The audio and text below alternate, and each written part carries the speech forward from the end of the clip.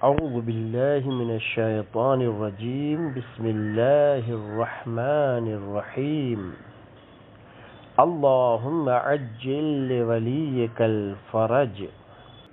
मौलाए कायनात अमीरुल मोमिनीन अली इब्न अबी तालिब अलैहिस्सलातु वस्सलाम नहजुल बलागा हिकमत नंबर 74 માં ઇરશાદ ફરમાવે છે, મોતની તૈયારી.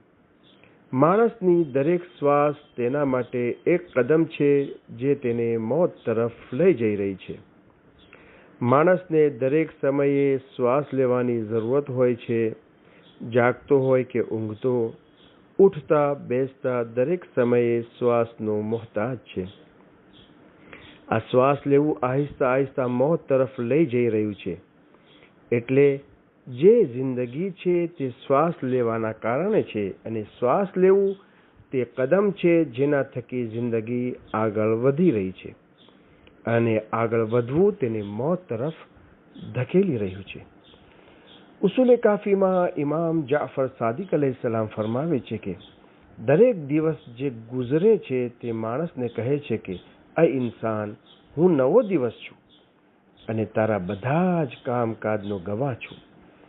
મારા દિવસમાં સારું બોલો અને સારા કામો અંજામ આપો, જેથી કયામતના દિવસે તારી ગવાહી આપી શકું. કેમ કે જો આજનો દિવસ ચાલ્યો જશે તે ફરીથી બીજી વખત નહીં આવે. કાફી ભાગ 2 પેજ નંબર 523.